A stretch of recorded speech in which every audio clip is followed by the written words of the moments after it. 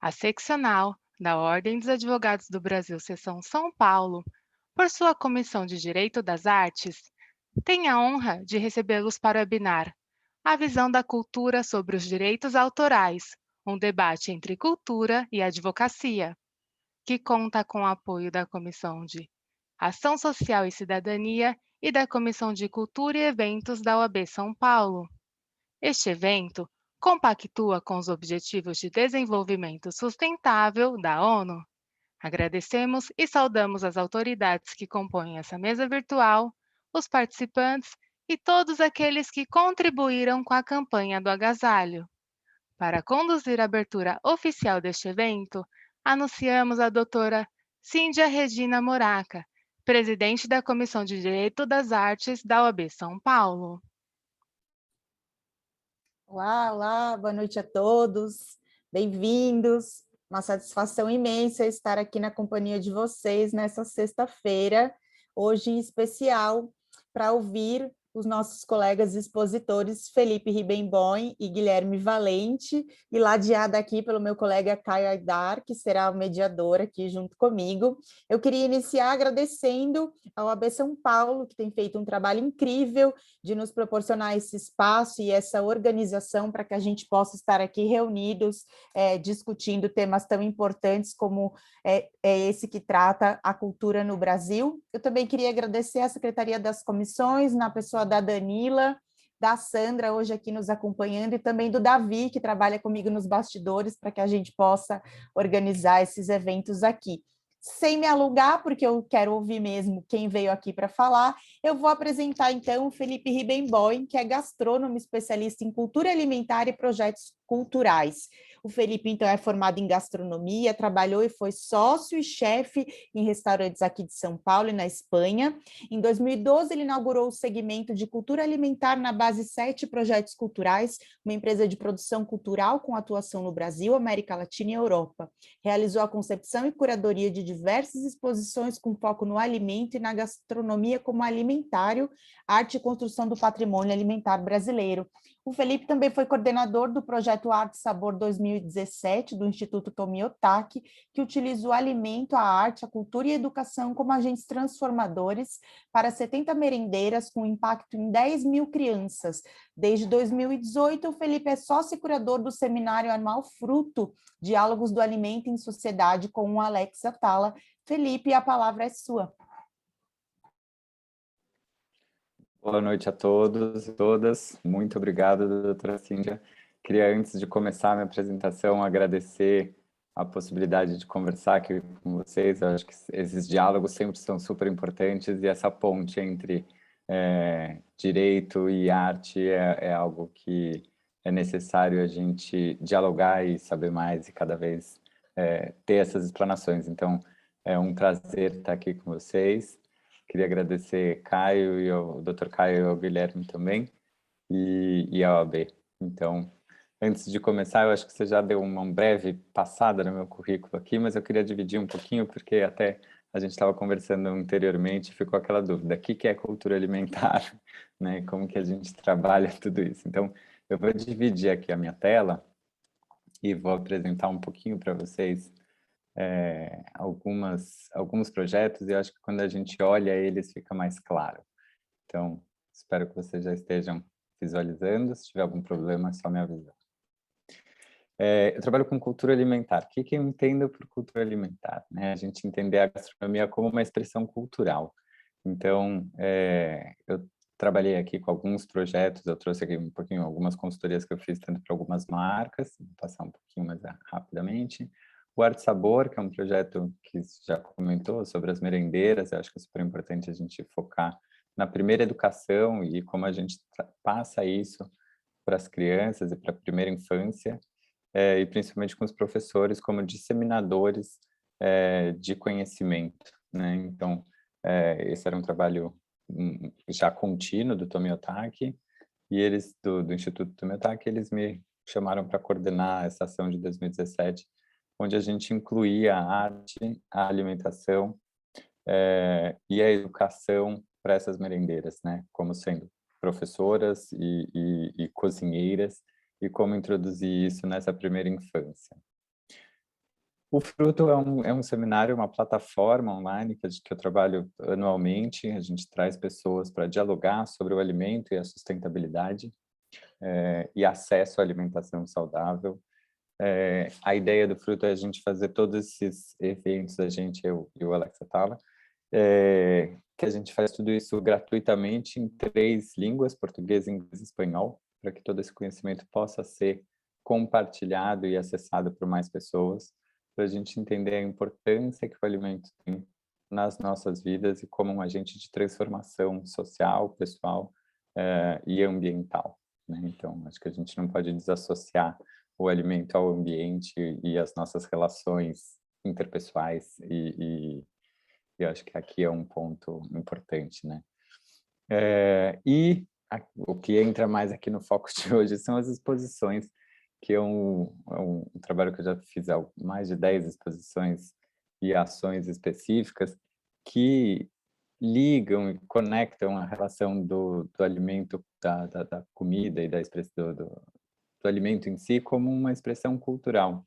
Então, ocupando alguns espaços de museu, para trazer um pouco essa relação toda, né? A primeira foi o alimentário, que é onde eu fiz uma exposição aqui no Rio de Janeiro, em 2014, e aqui em São Paulo, e depois foi para a Expo Milão, representando o Brasil no pavilhão da Expo, para a gente discutir realmente o quanto o alimento se relaciona com a construção cultural do Brasil, não só cultural, mas histórica, né? Pelas rotas das especiarias, essas ocupações territoriais, as miscigenações e as migrações todas se deram muito por conta do alimento aqui no Brasil.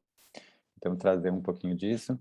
E era onde a gente trazia mais de 80 obras, imagens, fotos, objetos históricos. Então, acho que tem um viés aqui importante de ocupar o espaço de museu com esse conteúdo. Aqui uma ideia do que era, né? Porque acho que vendo a gente consegue ter mais clareza. Outras exposições de fotografia de alimentos. Então, aqui era de um fotógrafo super renomado mundialmente, brasileiro, que é o Sérgio Coimbra, e é onde a gente criou um diálogo também diretamente com o espaço. Então, a gente levou o que era comida de rua para a rua. Então, vocês podem ver aqui embaixo.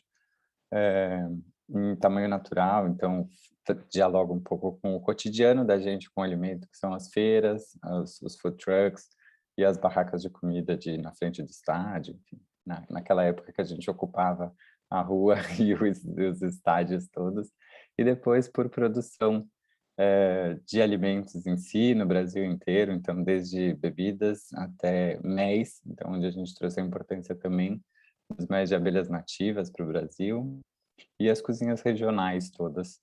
Foi uma exposição bem interessante. Aqui uma outra exposição também de fotografia, onde a gente tinha mais de 10 fotógrafos que também trabalham com a questão do alimento. Então, também ocupar isso dentro de um espaço de shopping, onde o alimento, acho que ele sempre conecta a gente, né? Então, é uma conversa toda, você entra num lugar, você começa a conversar sobre o que você gosta de comer ou não, as restrições todas. Então, trazer isso para um espaço público atraía em alguns momentos.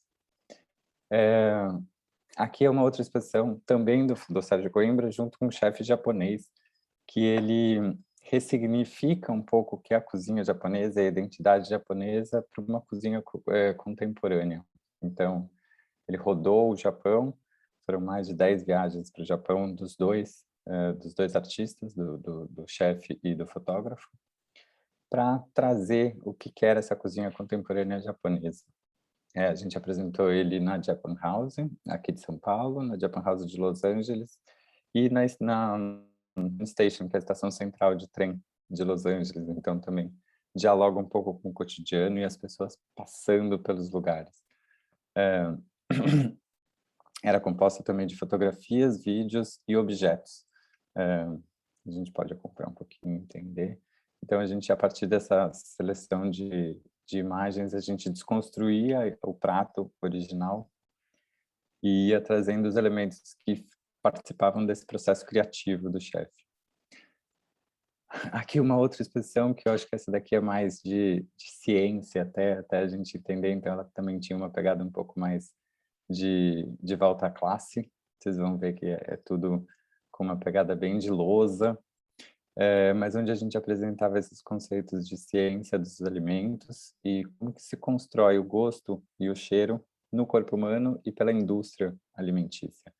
Então, a gente criou alguns vídeos específicos para a exposição, que explicavam um pouco essa parte do corpo humano e como que a indústria reproduz isso a partir de elementos naturais e artificiais, idênticos a naturais, enfim, trazia todos esses conceitos.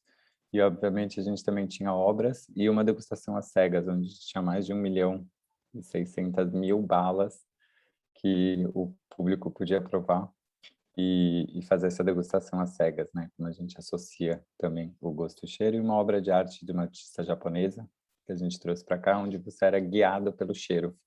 Então, você tinha que ir onde estava uma flor de cerejeira centralizada, a árvore da cerejeira, no meio de tantas outras garrafinhas de perfume penduradas.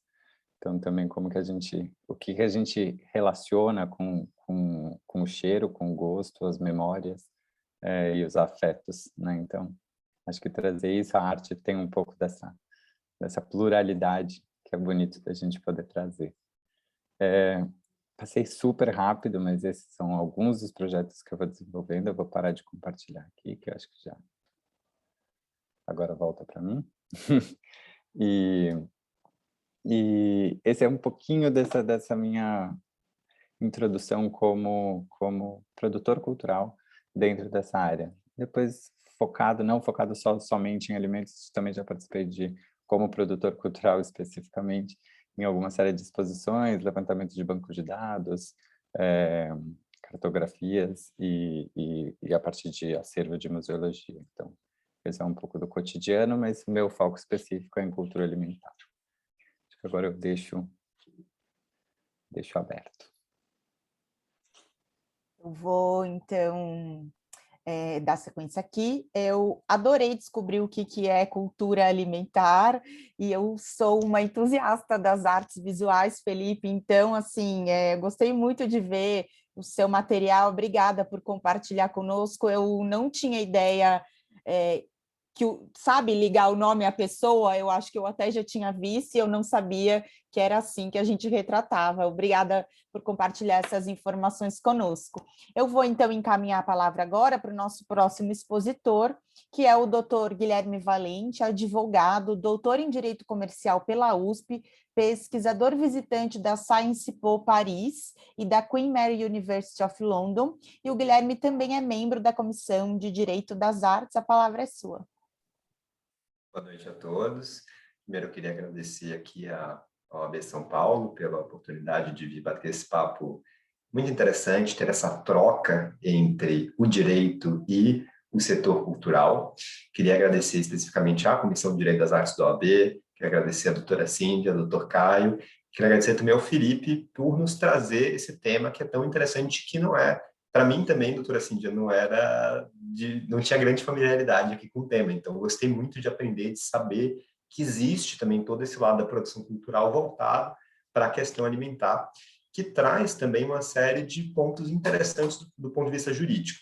Então, vou pedir licença aqui para compartilhar minha tela, porque eu queria inicialmente trazer um pouco, relembrar, né, alguns pontos sobre propriedade intelectual. Né? Quando a gente fala de propriedade intelectual, o que a gente está falando e como se isso se relaciona com a área da cultura.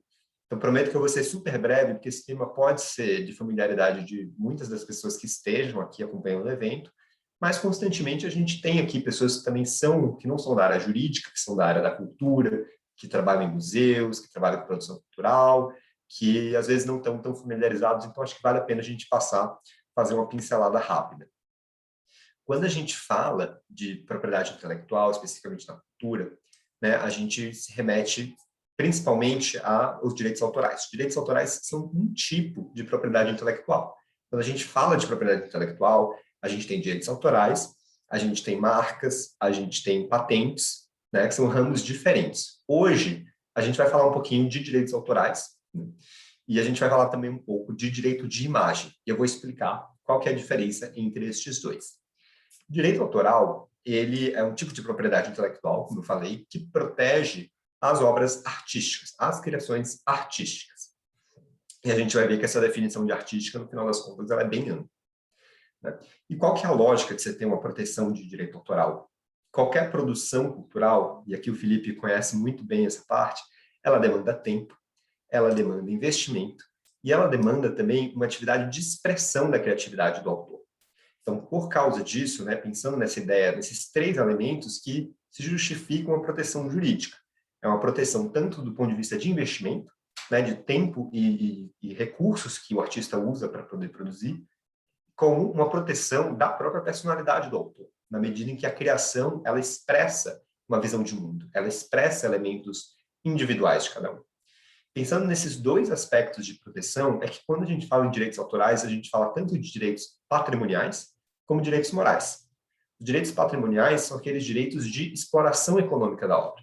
Os direitos de poder reproduzir, de poder adaptar para outros formatos, de poder traduzir a obra, de poder comunicar ao público. Esses direitos patrimoniais, eles podem ser objeto de contratos, de negociações. Eles podem ser licenciados, eles podem ser cedidos, eles podem ser comercializados. Ao lado desses direitos patrimoniais, a lei também protege esse aspecto da personalidade por meio dos direitos morais. São direitos, por exemplo, de ter o seu nome atribuído como autor da obra, o direito de se opor contra modificações da obra que prejudiquem a reputação do autor. Esses direitos morais, diferentemente dos direitos patrimoniais, eles não podem ser negociados. Eles são irrenunciáveis, imprescritíveis, inalienáveis, justamente por serem direitos da personalidade, né? E aqui, só para contar um pouquinho mais, direitos autorais, quando a gente fala em direitos autorais, seja os patrimoniais ou morais, a gente está falando também tanto dos direitos de quem cria uma obra, né, de um autor, um escritor, um romancista, um dramaturgo, um escultor, como a gente também fala dos direitos de artistas, intérpretes, atores, músicos, ou seja, aquelas pessoas que executam, que performam, que interpretam as obras. E estes são chamados direitos conexos. Ou seja, direitos autorais são tanto os direitos do autor que cria a obra, como os direitos do artista que interpreta, que executa a obra, como atores, músicos, artistas performáticos. E o que é protegido por direito autoral, no final das contas? A definição da lei é uma definição super ampla, né? A lei fala que são protegidas as criações de espírito. E a lei traz uma lista de exemplos do que seriam criações protegidas, ali, por exemplo, desenhos, pinturas, esculturas, fotografias, letras e melodias de músicas, textos e traduções, mas essa é uma lista exemplificativa, ou seja, você pode ter obras que não estejam nessa lista que sejam protegidas. Para que uma obra seja protegida, ela precisa ter 2 condições: ser uma criação do espírito, que é essa definição super ampla, e também estarem expressas no meio físico.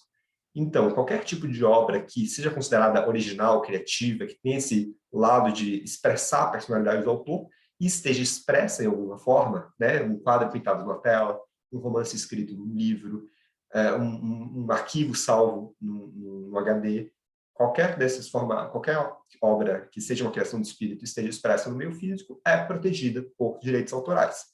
E essas obras elas não dependem de registro, né? Então é só no caso a caso que a gente vai poder dizer se afinal uma obra é ou não é protegida por direitos autorais. Isso gera um ponto muito interessante aqui, conectando-se com o trabalho que o Felipe mostra aqui para a gente, que a gente viu ali nas imagens que o Felipe trouxe uma série de obras, né?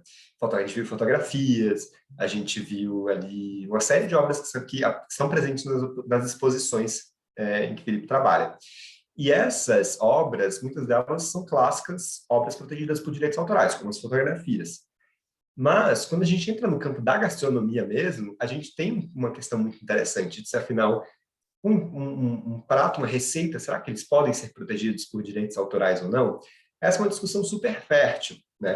Talvez a gente possa explorar isso mais para o final do webinar aqui. Eu só queria levantar a pergunta, porque se a lei, por um lado, ela fala o que é protegido por direitos autorais, ela também fala o que não é protegido por direitos autorais. Ela lista que não são protegidos, por exemplo, regras, esquemas, métodos, planos, né? Se a gente pensar numa receita gastronômica, geralmente ela vai se encaixar num desses pontos, né? Ela vai ser uma série de instruções para você produzir um resultado final. Isso não é objeto de proteção de direitos autorais, né? A gente tem como eu falei, a propriedade intelectual tem vários campos, tem direitos autorais, tem outro campo que são as patentes de invenção, né, que elas protegem novas tecnologias, novas soluções técnicas, mas o direito autoral, ele não protege regras, ele não protege planos, ele não protege nada disso. Então, no primeiro momento, é difícil você poder argumentar que uma receita seria protegida. Mas, se de repente uma receita é escrita de uma maneira muito criativa, você conta uma história dentro de uma receita, você pode ali ter uma obra literária. Ou seja, você não vai proteger o conteúdo em si da obra, você não vai proteger o prato que você está ensinando a fazer. Né? Qualquer um poderia fazer esse mesmo prato. Mas você protegeria a forma como você está contando a receita. Tem um livro de uma escritora chilena chamada Isabel Allende, enfim, é super conhecida, né? Que agora me fugiu o título do livro, mas é um livro em que ela mistura receitas com contos. Então, você tem formas criativas de pensar nisso. Mas você tem outros aspectos da gastronomia que você pode discutir se, afinal, seriam ou não seriam protegidos por direitos autorais, como o empratamento. Determinado empratamento que detém um caráter artístico, e aqui quando eu falo de caráter artístico, eu não estou falando do mérito da obra, e eu faço sempre a brincadeira, um dia eu vou ter problemas por causa dessa brincadeira, mas que tanto uma obra de um artista renomado, Michelangelo, por exemplo, se ele tivesse vivo hoje, como uma obra de Romero Brito, essas duas obras são... Michelangelo não vai estar mais protegido porque já está fora do prazo, mas se fosse hoje, essas duas obras estariam protegidas porque não é um mérito estético, o mérito artístico que é avaliado pela lei. Então, trazendo isso para a gastronomia, um empratamento, né? Se ele de fato reflete escolhas criativas, uma expressão da personalidade, você poderia ali, né, entender que isso seria uma obra de escultura, portanto, protegida por direitos autorais. Mas voltando aqui, o que a lei não protege? Métodos, regras, esquemas, informações de uso comum, e também não protege só a ideia. Né? Se eu tenho uma ideia de um prato, de um tratamento, por exemplo, a mera ideia não é protegida. Qualquer um pode usar essa mesma ideia para criar novas obras. O que é protegido é sempre a expressão. Então, eu posso ter 2 empratamentos, por exemplo, já que a gente está falando de gastronomia, que partam de uma mesma ideia criativa, mas cada um expressando essa ideia de uma forma diferente. Assim como eu posso ter 2 fotografias de um prato, de uma criação gastronômica, eu posso ter 2 fotografias que têm ali a mesma ideia, retratar esse mesmo prato, retratar esse mesmo tipo de alimento. Mas essas 2 fotos podem ser absolutamente distintas. Cada uma pode ter seu caráter de originalidade, na medida em que os seus fotógrafos façam escolhas de iluminação, enquadramento, foco, enfim, distintas, cada uma refletindo ali a técnica e refletindo a criatividade de cada um. Então, o que vai ser protegido não é a ideia de retratar aquele determinado alimento, uma obra artística, mas sim a forma como esse retrato é feito. Da mesma forma, a gente não protege por direitos autorais o aproveitamento do conteúdo da obra. Então, a gente volta para o tema da receita. Se eu escrevo um conto e dentro desse conto eu relato uma forma de se fazer um prato, o conto em si, ele é protegido. Mas a receita que está contida ali naquele conto não é. Então, se alguém quiser começar a comercializar, né, aquele prato, a pessoa pode, porque o que vai estar protegida é a expressão, a forma como aquilo está sendo contado, e não o objeto do que está sendo contado. E aqui, por fim, só para concluir, né, os nomes e os títulos, isoladamente, também não são protegidos por direitos autorais. Então, voltando para o ponto do empratamento, se eu tiver ali um prato que seja um empratamento super criativo, uma criação artística realmente, e eu dou um nome específico para, vou chamar meu prato, que a gente sabe que tem restaurantes, tem chefes que apelidam seus pratos de uma forma mais particular, eu posso registrar esse título como marca, que é outro tipo de propriedade intelectual, mas eu não vou ter uma proteção autoral sobre esse título. Então, se alguém quiser usar, né, esse título para outros tipos de obra, tudo bem. A lei só me diz que o título vai ser protegível se ele for original e inconfundível com outras obras do mesmo gênero. Então, outra pessoa que fizesse também um prato super criativo, né, de caráter escultural, um tratamento muito bonito e tal, não poderia usar o mesmo nome se o seu nome que eu dei para o meu prato foi um nome não foi um nome típico, não foi um nome usado já no meio gastronômico. Mas só trazendo mais um ponto que vai ser super importante para a discussão depois, desculpa, me adiantei. Direitos autorais não são absolutos, né? Eles não dão para o autor um direito total e restrito sobre sua obra. Eles comportam exceções. E aqui eu queria trazer algumas dessas exceções que vão ser interessantes para o nosso debate. Eu tenho o direito de usar a obra de terceiro, né, seja qual for, seja um livro, seja um filme, seja uma fotografia, para fazer citações, para fins de estudo, crítica ou discussão.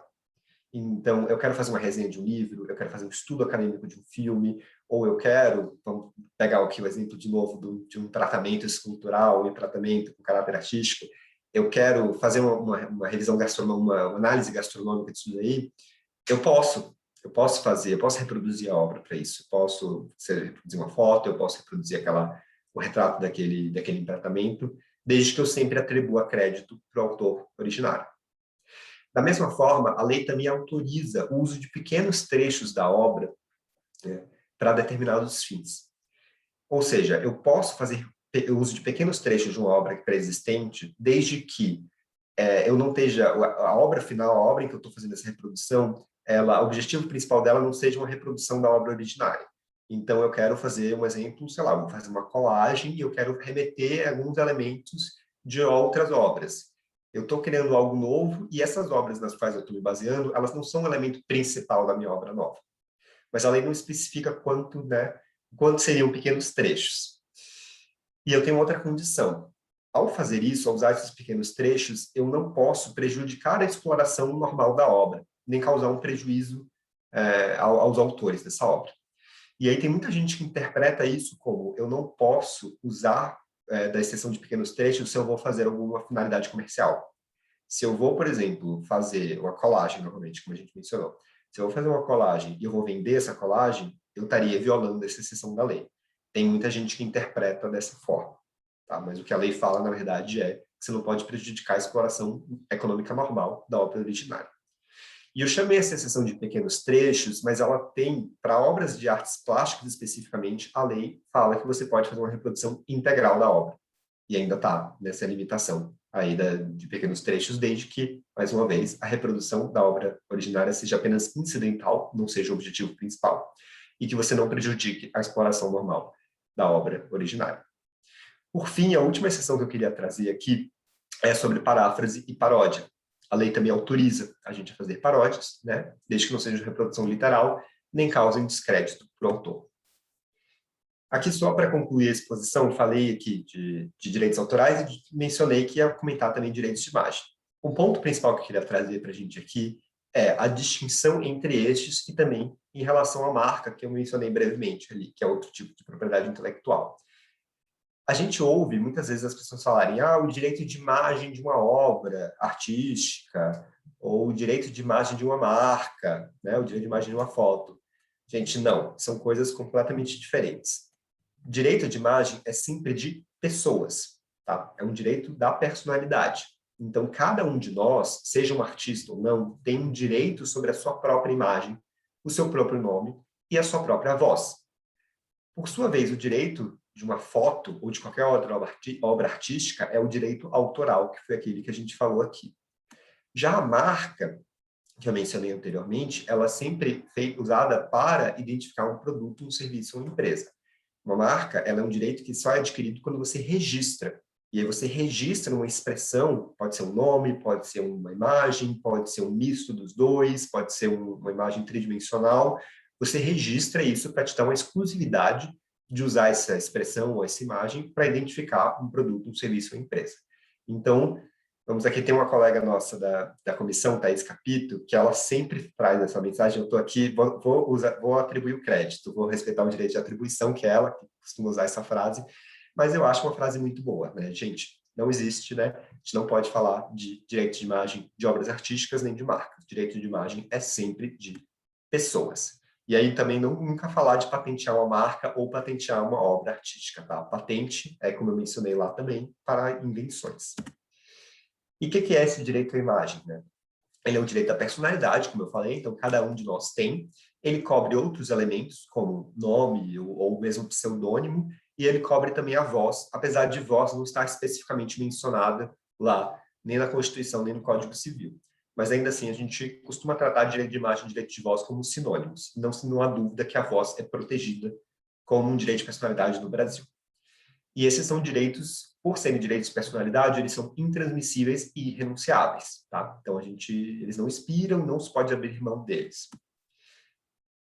E o direito de imagem também, ele nos garante que ninguém pode usar nossa própria imagem para fins comerciais, né, sem autorização. Da mesma forma como não pode usar nossa imagem para prejudicar nossa honra. E a exceção é que só se for para fins de administração da justiça ou manutenção da ordem pública. E você usar a imagem de alguém sem autorização, isso é um ato ilícito e enseja o dever de reparação. Mas, assim como os direitos autorais, o direito de imagem não é um direito absoluto.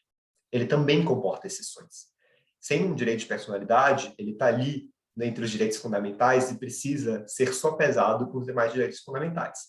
Então, eu posso, em muitas circunstâncias, usar a imagem de alguém se eu tiver uma fundamentação em outro direito fundamental. Por exemplo, se eu quero noticiar um fato, né, se eu quero relatar algo que aconteceu.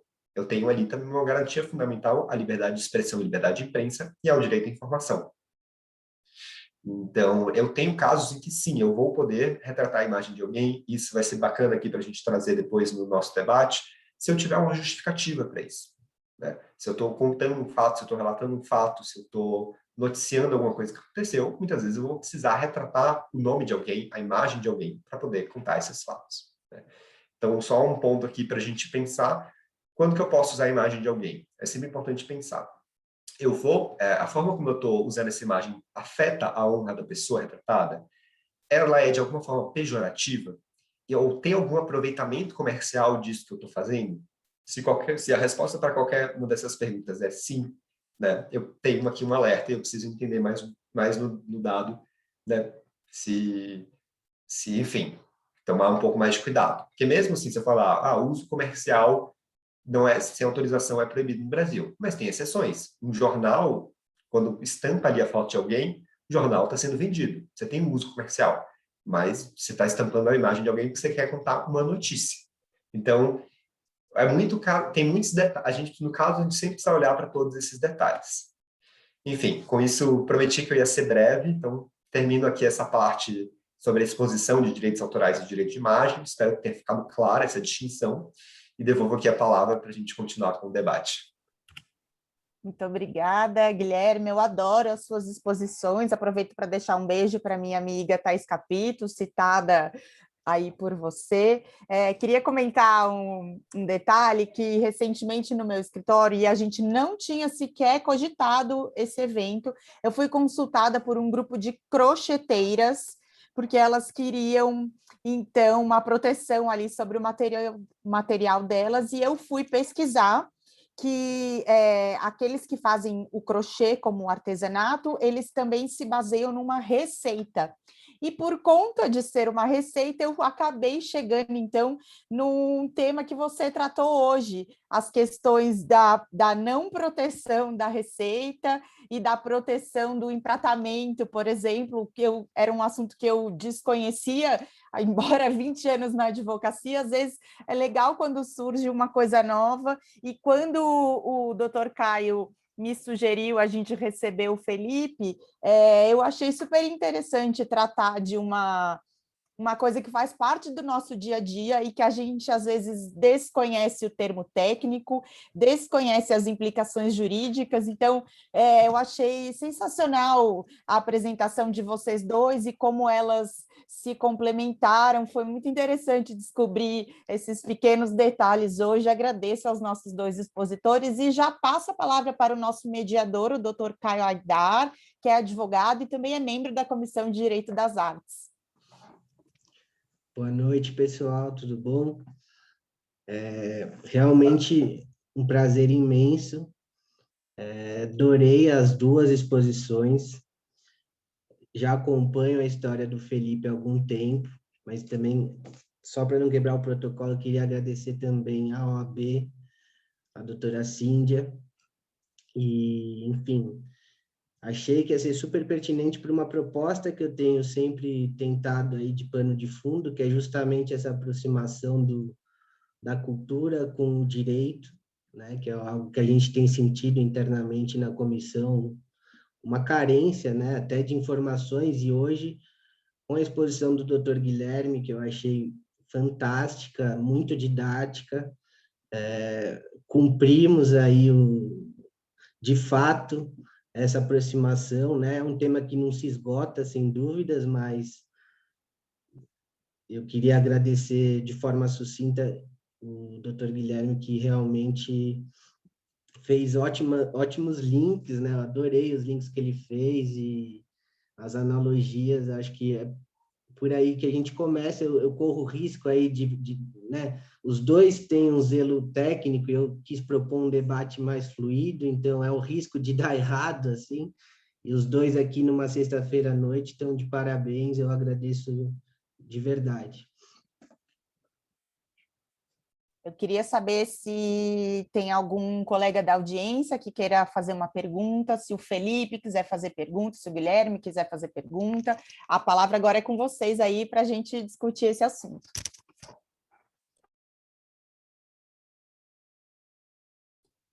Microfone.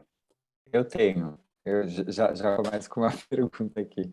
Eu achei muito boas as suas explicações, doutor Guilherme, acho que veio bem a calhar aqui. A gente já sabia, tem piadas, né, coisas internas aqui de cada setor e cada trabalho. A gente já sabia, né, internamente que a gente não pode salvaguardar uma receita.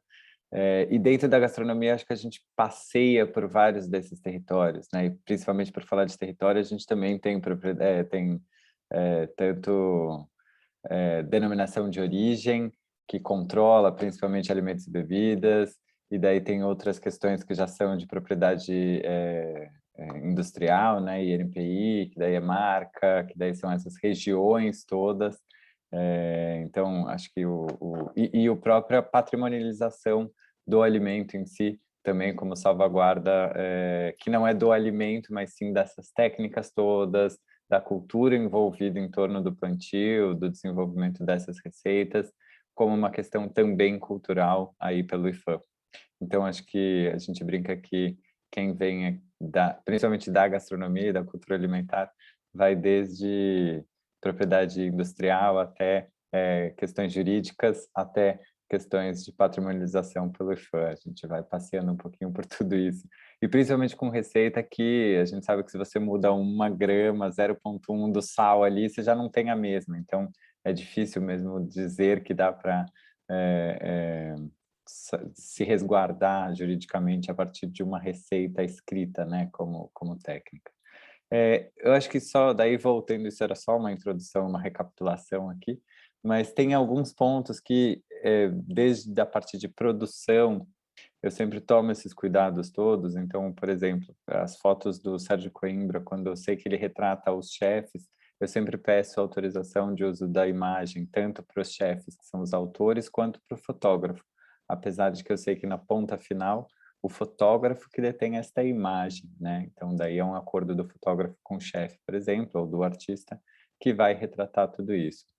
Mas, meio que num outro lado, a gente tem o que você já comentou de um Da Vinci ou de um Michelangelo, mas tem também quem retratou essa imagem, né? Se ela não é escaneada, quem fez essa fotografia.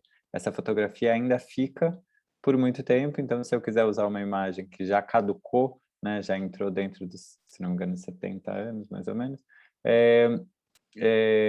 eu vou precisar pedir de qualquer jeito a autorização do retratista, do fotógrafo nesse sentido, né? Então a gente não pode ir só pelo artista, tem que ir sempre por esses dois caminhos. Estou correto? Foi pontos muito interessantes, Felipe. Você está certíssimo, né? Eu esqueci de mencionar na minha fala que direitos patrimoniais, eles são dados por um prazo específico, né? E a regra aqui no Brasil são 70 anos a contar de 1º de janeiro do ano seguinte à morte do autor. Tem exceções, tipo a obra audiovisual, é a partir da publicação da obra, mas como regra, né, os direitos de explorar, os direitos de ter a exclusividade para explorar economicamente uma obra, ela é dada por um prazo limitado. Depois disso, a obra cai em domínio público, e aí qualquer um, né, a sociedade pode fazer uso livre dessa obra, respeitados os direitos morais do autor, atribuição de crédito, respeitar a integridade da obra. E aí você tocou num ponto muito interessante, que é uma obra que está ali em domínio público, né? O Michelangelo, o Davi e tal. Então, significa que eu posso reproduzi-la. Sim, você pode. Só que a fotografia que alguém tirar dessa obra também é uma obra por si só. Então, você está certíssimo quando você diz que vou fazer uma exposição, vou pedir autorização, né, de quem detém o direito autoral sobre a obra, né? No caso, o chefe ali, por exemplo, de um tratamento específico. Mas alguém tirou a foto dessa obra e eu quero usar essa foto. Então, eu preciso do direito autoral também do fotógrafo. A gente tem uma discussão muito grande aqui na parte de museus, né, e acesso à cultura, de que você tem muitos museus que dependem financeiramente da exploração econômica do seu acervo, né? Tem museus cuja receita, em grande parte, é derivada da venda de agendas, cadernos, chaveiros, enfim, de obras do seu acervo, e são obras que muitas vezes estão em domínio público, mas muitas vezes o museu não libera que as pessoas possam tirar fotos do acervo justamente para ter um controle.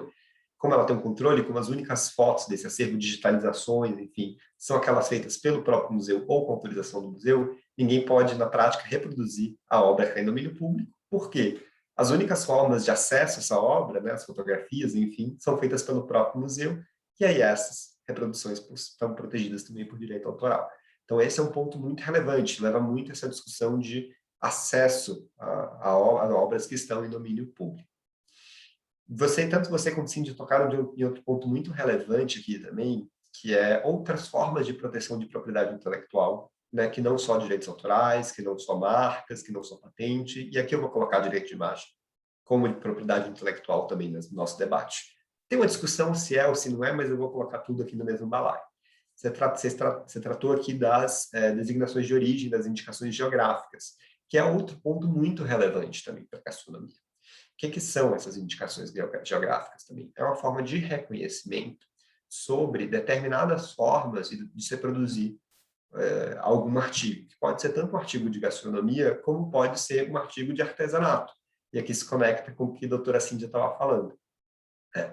Que são essas indicações geográficas? É uma concessão, uma atribuição que é dada para que você só vai poder chamar de determinado nome aqueles artigos que são produzidos em tal lugar seguindo determinadas regras, né? Então, um exemplo, o queijo da Serra da Canastra. Não tem uma única pessoa que pode chamar o seu produto de queijo da Serra da Canastra. Ela não é uma marca, ou seja, não é só uma empresa, uma pessoa que vai poder usar. Mas ela está protegida ali na forma de uma indicação de origem. Então, somente aquelas pessoas que produzam queijo com aquele método e naquela região vão ter o direito de chamar o seu queijo de queijo Serra da Canastra. E isso se aplica também, a gente está falando aqui no recorte de gastronomia, já que é o tema do debate, mas já que a doutora Cíndia mencionou a questão de artesanato, você tem exemplos de artesanatos que são reconhecidos como indicações geográficas, tem bordadeiras de... esqueci agora da cidade, mas enfim, você tem outras formas de produção tradicional, étnico-cultural, que são também protegidas na forma das indicações geográficas. Né? Então, é outro ponto muito relevante aqui para o tema que a gente está abordando hoje. Eu acho que você podia comentar, Guilherme, que já que a gente está dentro da gastronomia, para mim, a bebida que eu mais aprecio, especialmente em ambientes de gastronomia, é o champanhe. E aí, para quem gosta de bebida, eu não vou tentar dar nenhuma aula, não é essa a pretensão.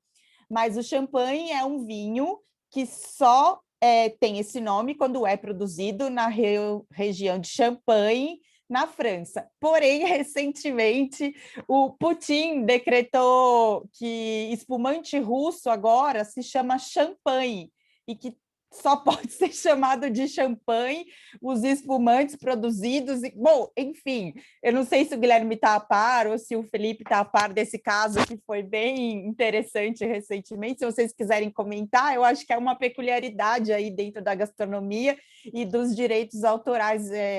Não sei, eu achei muito interessante, andei acompanhando aí essa barbaridade.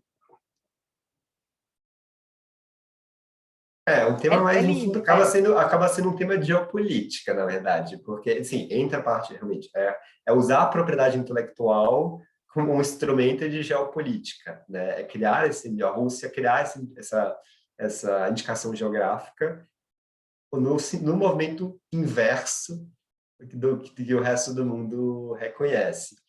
Mas aí tem um ponto, pensando aqui em geopolítica, acho que tem um ponto que acho que se conecta bastante com trabalhos de produção cultural também, que é a questão do alimento como um instrumento de expressão cultural e também como um instrumento político, né? E a relação entre isso e o comércio, porque a gente tem muito essa discussão também de chefes que vão conhecer em determinada comunidade tradicional como é que se faz determinado prato, né? E aí depois levam essa receita, levam essa forma de preparar para os seus restaurantes, que são de um público, né, enfim, com estrela Michelin, restaurantes Michelin, restaurantes que não são acessíveis para o público em geral. E você tem essa discussão de, mas você é como se fosse um equivalente da biopirataria, né? Porque você adquiriu você foi atrás dessa comunidade para entender como é que se fazia essa receita e o que está se revertendo para a sociedade no final das contas, né? E teve uma discussão recente com o Alex Atala a respeito disso, em que ele foi acusado de estar fazendo o que seria um equivalente à biopirataria, porque ele teria registrado marcas, que é outro tipo de propriedade intelectual que eu mencionei, né? Registrado algumas expressões como marcas, como baunilha do Cerrado e tal. Teve essa discussão bem grande. Pelo que eu acompanhei, eu não quero entrar muito no detalhe do caso, eu queria só ilustrar, acho que teve muito barulho em cima do caso e a coisa era muito mais complicada do que estava sendo falado nos argumentos dos dois lados. Mas o que eu queria trazer aqui é que existe essa discussão, né, de como o alimento ele é uma forma de expressão cultural, como ele pode ser uma forma de expressão política, e como ele é um instrumento de comercialização também, e como o direito entra, né, no meio de toda essa história aqui. Eu vou poupar o Felipe, porque o Felipe é chefe, mas ele também é parceiro do Alex Atala nos trabalhos, então eu não sei se seria inoportuno para o Felipe comentar sobre isso, mas é sempre bom a gente ter em mente esses nomes que são destaques da audiência em geral, porque às vezes a gente passa por esses casos, como aconteceu mesmo comigo, no caso das crocheteiras, porque eu nunca tinha parado para pensar nisso. A minha mãe é crocheteira, sabe? Desde sempre tem crochê aqui na minha casa, e eu nunca tinha me dado conta que o crochê tem uma receita, que receita tem um tratamento diferente, tanto a receita culinária quanto do artesanato, e aí são coisas que perpassam, né, o nosso dia a dia, e a gente às vezes nem entende as implicações. Eu não estou nem dizendo jurídica, eu estou só dizendo mais técnicas, assim, como acho que o caso aí que o Felipe citou, a expressão que se tornou modinha nas redes sociais é a apropriação cultural, né? Eu acho que a discussão do caso talvez fosse essa. E às vezes a gente nem entende exatamente, eu me coloco também nesse papel de ser leiga, porque o fato de eu ser advogada não quer dizer que eu conheça toda a legislação, todas as minúcias. E aí a gente tem hoje aqui duas pessoas, tipo um chefe que sabe tudo isso, tem toda essa parte de ainda explorar o alimento na arte, e aí a gente tem um advogado que conhece quais são as repercussões disso. Eu não sei se você quer comentar o caso, e se você não quiser comentar, Felipe, você pula para o próximo, tá bem? Eu prefiro pular, mas deixar aqui também que, assim como esse a gente tem com açaí, assim como esses a gente teve também com vários outros produtos, e inclusive acho que quando a gente pode ir até para um regionalismo, né? A gente discute, por exemplo, a questão e daí regionalismo e nacionalismo. Então, será que, por exemplo, se eu for fazer uma moqueca, eu preciso estar no Espírito Santo, ou eu preciso estar na Bahia, ou eu preciso fazer uma dessas duas? Eu sou baiano, cuidado então, com essa discussão. Eu nem A entrei no gente pode detalhe, eu entrar num só tema joguei muito ela polêmico aqui. Justamente por isso. Então, querendo ou não, ou baiano ou capixaba, todos somos brasileiros e também representa o que é uma cozinha de Brasil. Então, a gente vai entendendo também o nacionalismo e o regionalismo nesse sentido. E mais além ou aquém de se apropriar ou não, é também valorizar uma questão nacional, né? Então, a gente entra aqui, acho que nesses dois pontos. Eu fiquei só depois também com uma outra dúvida que eu tinha, talvez possa aproveitar esse gancho para poder perguntar. Mas normalmente eu também faço, principalmente o Fruto, a gente faz um evento presencial e que se transmite na internet, e depois isso fica gravado.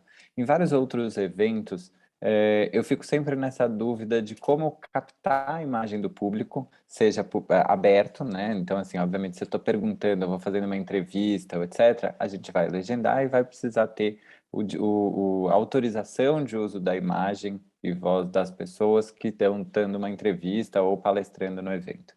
Mas se eu fizer uma captação geral e acompanhar as pessoas que foram no evento ou numa exposição, como que eu me resguardo legalmente? Porque eu já ouvi falar que você pode ter só uma frasezinha escrita ou no convite ou na porta, dizendo que uma vez adentrando o espaço, você está autorizado ou autorizando a... isso se vale? Não se vale? A gente precisa ter essa autorização individual, mesmo que não seja captado uma entrevista direta? Felipe, essa é uma excelente pergunta. Felipe, desculpa, Guilherme, você Perdão. pode segurar essa resposta um momento? Claro, claro. Eu queria só não perder aquele nosso comentário anterior e queria aproveitar e cumprimentar aqui o doutor, e eu peço perdão se eu não pronunciar o nome corretamente, Anaximandro. Ele é presidente da Comissão de Direitos Culturais e Propriedade Intelectual da OAB Vitória, Espírito Santo, e ele deixou um comentário aqui para a gente que moqueca é só capixaba, tá? E aí eu também queria aproveitar a presença da Thaís Capito, que foi citada aqui na apresentação, complementando o caso que eu trouxe do Vladimir Putin na Rússia, e aí ela deixou aqui, ó, dizendo que as indicações geográficas são recentes, tanto que o Brasil uma empresa brasileira adotou o termo champanhe como marca e ainda pode utilizar, porque registrou antes de surgir a indicação geográfica, e o caso que eu citei do Putin, ela está dizendo que na União Soviética já havia um champanhe. Então, a gente não pode ir especulando sem conhecer a história. Só peço licença para ter feito esses comentários, porque eles ainda estavam na pergunta anterior, e aí agora, Guilherme, se você quiser explorar, então, a questão da imagem, do coletivo e do público, é com você. Doutora Cíndia, eu concordo plenamente. Assim, a gente precisa, muitas vezes, o que chega para a gente é uma notícia, uma manchete, né? E aí, a gente falou aqui do caso desse chefe, e tem outros chefes também que se envolveram em discussões semelhantes, e a gente precisa olhar a fundo o que aconteceu. Tanto para os dois lados, né? Enfim, para entender realmente qual que é a configuração ali naquele caso.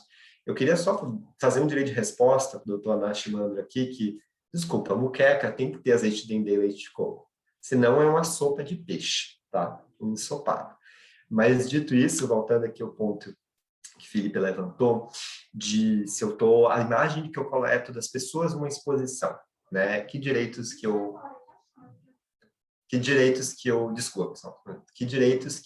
posso fazer, que usos que eu posso fazer no final das contas dessas imagens, né? Para responder essa pergunta, eu acho que a gente tem que olhar dois pontos principais. Vamos lembrar, como a gente falou lá atrás, que o direito de imagem ele não é absoluto. Então, para eu responder essa pergunta, eu tenho que olhar para dois pontos. Qual é a finalidade que eu quero fazer do uso dessa imagem? E dois, até que ponto a imagem dessa pessoa é um elemento principal daquilo que eu estou tentando retratar. Por que eu estou perguntando esse segundo ponto? Né? Se eu tenho uma câmera ali que está mostrando a sala de exposição e eu estou filmando 100 pessoas que estão ali, e as pessoas elas até são identificáveis, mas eu não estou retratando aquilo que eu quero ilustrar uma pessoa especificamente. As imagens das pessoas estão compondo ali uma cena, né? Não é a imagem de ninguém individualmente que é o mais importante ali daquela obra. Então, nesses cenários, né, eu tenho uma maior justificativa para poder usar a imagem de alguém. Da mesma forma, qual que é a minha finalidade do uso? Eu estou querendo mostrar só, enfim, que eu quero fazer uma reportagem, por exemplo, mostrando que tem exposição ali, eu quero registrar esse momento em que as pessoas participaram dessa exposição, eu quero, inclusive, registrar a reação de pessoas, nenhuma pessoa individualmente, mas de pessoas, no geral, que passaram por ali. Eu tenho determinadas finalidades. Eu quero, de alguma forma, fazer um uso comercial disso, eu já entro numa seara um pouco mais delicada. Então, no mundo ideal, a gente sempre pediria para cada pessoa, né, uma autorização específica, que aí esse seria o cenário mais cômodo. Mas numa exposição que é visitada ali por, sei lá, centenas, milhares de pessoas no dia, a gente sabe que isso provavelmente vai ser inviável. Então, essas alternativas de eu colocar ali na entrada da exposição um aviso, eu colocar no convite um aviso, são formas de você mitigar esse risco, né? Riscos sempre vão existir de uma maneira ou de outra. Tem sempre o risco de alguém pegar e mesmo com esse aviso, entrar com ação e dizer que o uso foi não autorizado. Você ter estes avisos de forma clara, eles acabam mitigando o seu risco. Mas o que define realmente no final das contas, até que ponto a imagem individual daquela pessoa é um elemento central do uso que você está fazendo e qual é a finalidade do uso também. Acho que esses são 2 pontos principais para tentar responder. E as respostas vão ser muito caso a caso, a dependendo de que tipo de uso você quer fazer, qual foi a imagem que você coletou. De uma maneira geral, o que eu diria, mas um cenário mais seguro você coletou imagens de pessoas ali que passaram pela exposição e você quer retratar isso para você ter um arquivo, para você ter um registro de que aquela exposição aconteceu, ou você quer fazer uma reportagem mostrando, falando que aquela exposição rolando, são cenários mais tranquilos de você não ter uma autorização. Agora, outros tipos de uso, talvez dependam aí de uma análise caso a caso, se você precisaria de uma autorização por escrito específica ou não. Excelente. Caio, você poderia conduzir a leitura do Q&A? Eu acho que tem um comentário interessante ali. Claro. Um comentário aqui de um familiar que eu não conheço, mas já agradeço, mando um abraço, que é o Antônio Carlos Aidar. Ele comenta que a família está presente aqui hoje, que foi aluno do Ricardo Ribbenboim, meu padrinho querido, num curso de uma extensão de publicidade no MAC-USP, perdão. E aí ele deixa um comentário, uma sugestão para o Felipe. Ele diz: sou um total adepto dos registros, mas acho interessante mencionar que, às vezes, a ausência dele não precisa ser lamentada. Aí ele dá o exemplo da fórmula da Coca-Cola, que nunca foi patenteada, embora pudesse ter sido, mas que, ao invés disso, os detentores da fórmula preferiram guardar o segredo da mesma. Então, isso fez com que ela seja válida até hoje, pois, se tivesse sido patenteada, a patente não estaria mais válida. Então, Felipe, às vezes é melhor manter o segredo das receitas de alguns pratos, como certas cozinheiras fazem. Grande abraço, ele mandou aí para o Felipe. E a Maiara, ela pergunta aqui se tem alguma indicação de livro de direitos e artes / mercado audiovisual. Eu acho que, como o tema é totalmente singular, eu li alguns artigos, mas livro propriamente dito eu não sei dizer. Não sei se Desculpa, Caio. Eu ia dizer que o que a gente pode combinar é que, se os nossos expositores depois tiverem uma bibliografia para nos fornecer, a gente faz um post lá na página da Comissão de Direito das Artes com as indicações deles. Isso costuma acontecer, porque às vezes durante o evento vão surgindo outros temas correlatos de interesse, mas aí a gente trabalha essa semana para consolidar uma bibliografia e depois eu faço um post lá para vocês, tá bom? Os meus colegas aí, os expositores, hoje ficam com essa tarefa. E eu queria saber se alguém tiver mais alguma pergunta, quiser aproveitar, que o nosso tempo já está esgotando e estamos caminhando aqui, então, para o final. Aproveitem os minutinhos que temos. Eu também queria aproveitar para agradecer os membros da nossa comissão, a Thaís, que super participou, a Roberta, a Genoveva, e desculpa se eu esqueci de alguém, mas eu queria agradecer em nome da comissão também. Acho Obrigado. que o Rodrigo Bucchignani estava por aí também. Rodrigo. Né? Desculpa, Rodrigo. Imagina, Grande agradecemos. abraço. E o doutor Caio Aidar, que realmente, o doutor Antônio Carlos Aidar, que nos prestigia em todos os eventos, queria deixar aí um abraço, agora que eu estou vendo que ele já faz parte da família aqui, está sempre nos prestigiando, tem diversos colegas hoje que eu vi ali, a gente fica muito feliz. A Carol Nash também está na sala, membro da Comissão de Direito das Artes. Um abraço aí para todos vocês, a gente agradece a companhia nessa sexta-feira, e se não houver mais perguntas, eu vou passar a palavra para o Felipe para as considerações finais. Bom, acho que antes da consideração final, eu queria retribuir aqui o grande abraço do Antônio Carlos e dizer que concordo com você. Eu acho que tem... Quer dizer, eu não pratico muito disso, eu sou realmente super transparente, mas tem muita gente que vai ensinar receita e pula um passo ou pula um ingrediente. Isso é muito comum, até para... Mas eu acho que o segredo está na mão, está no fazer, não está muito na receita em si. Então, isso independe de um passo a passo.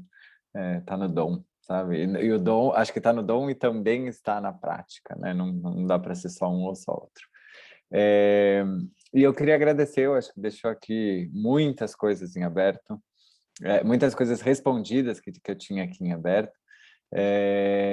Também fica aqui algumas sugestões de começar a criar, talvez a partir desses diálogos, essas provocações de como a gente pode se auxiliar, né? E eu acho que a gente se escutando e dialogando é sempre muito bom, então agradeço essa possibilidade.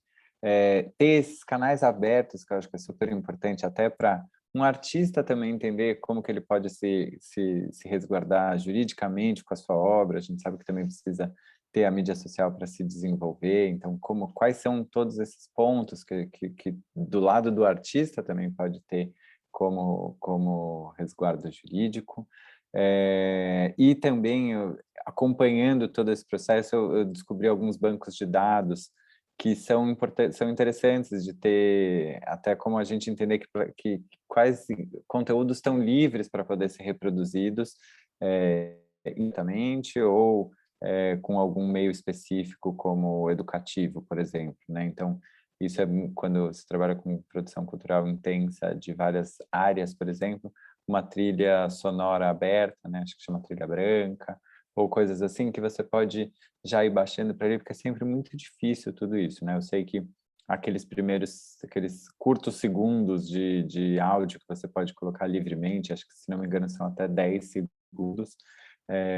Então, entender que acho que tudo isso pode ter, a partir dessas discussões e entre as pontas, eu acho que pode surgir até aplicativos, surgir conteúdos e ideias que vão auxiliar os dois lados. Então, saio muito satisfeito, queria agradecer a todos aqui e todas que participaram e ouviram. Obrigado.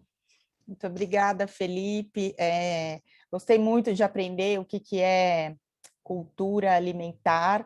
E agora, nas suas palavras finais, quando você falou essa história de que a pessoa dá a receita e não fala tudo, eu me lembrei que recentemente viralizou um meme no Twitter que dizia assim: receita, sal a gosto, pimenta a gosto, tempero a gosto. Não quer dar a receita, não dá, caramba.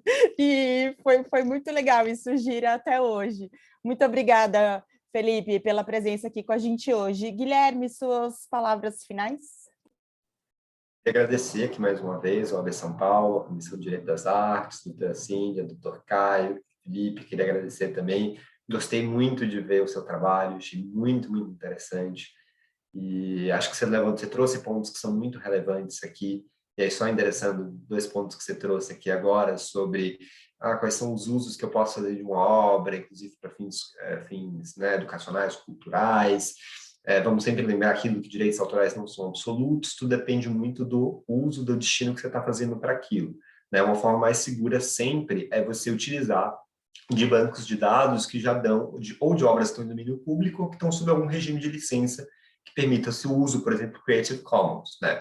Usos de pequenos trechos, como a gente falou, eles têm uma exceção na lei, só que a lei não especifica o que são pequenos trechos. Em determinados mercados, talvez a gente já tenha uma prática consolidada, de que geralmente se costuma usar 10 segundos de uma música e isso é aceito. Mas isso não está na lei, né? A lei não fala o que é um pequeno trecho, no final das contas. São 10 segundos, é 10% da obra. uma obra de 15 segundos, se eu usar 10, se é um pequeno trecho. Então, é sempre importante a gente olhar quais são os usos e costumes daquela área, mas vamos lembrar de que isso não está escrito objetivamente na lei, né? E, da mesma forma, acho que o propósito desse tipo de encontro aqui da comissão também é ajudar tanto as pessoas do mercado de produção cultural como os artistas a entenderem quais são os direitos. Então, espero que a gente tenha conseguido aqui trazer um pouco o que são direitos autorais, porque eles são realmente a ferramenta mais importante para os artistas para se protegerem, se resguardarem. Então, mais uma vez, agradeço aqui. Foi uma troca, acho que uma conversa muito enriquecedora. Obrigada, Guilherme. Caio, suas considerações finais. Sem dúvidas, foi muito rico mesmo. Queria agradecer à OAB, a doutora Cíndia, ao Felipe, ao doutor Guilherme. O tema, como a gente já reiterou aqui, é super amplo. Uma coisa que eu fico aqui pensando eu também sou da Comissão de Direito Digital da minha subseção, que também, por acaso, é da nossa presidente, e lá é um outro tema, né, essa questão multidisciplinar desses direitos autorais nesse mundo digital. Enfim, para você ver caminhos que também, né, se encontram com a produção cultural, e a gente tem muito a explorar aí. Enfim, de novo, muito obrigado, Felipe, pela disponibilidade. Guilherme, adorei sua apresentação, muito didática. E obrigado a todos, boa noite. Obrigada, Caio. Um agradecimento especial ao Dr. Caio Aidar, que tem sido um membro muito ativo na Comissão de Direito das Artes e foi quem propôs esse encontro aqui hoje. Agradeço, Caio, a parceria aqui conosco. Deixo, então, um abraço a todos vocês que estão nos acompanhando na audiência, um agradecimento especial aos nossos expositores de hoje e também a Sandra, representando aqui a OAB. Vejo vocês no próximo evento da comissão, acompanhem as nossas redes sociais, direito.artes.oabsp no Instagram e Comissão de Direito das Artes, OAB São Paulo, no Facebook. Até a próxima, boa noite, tchau.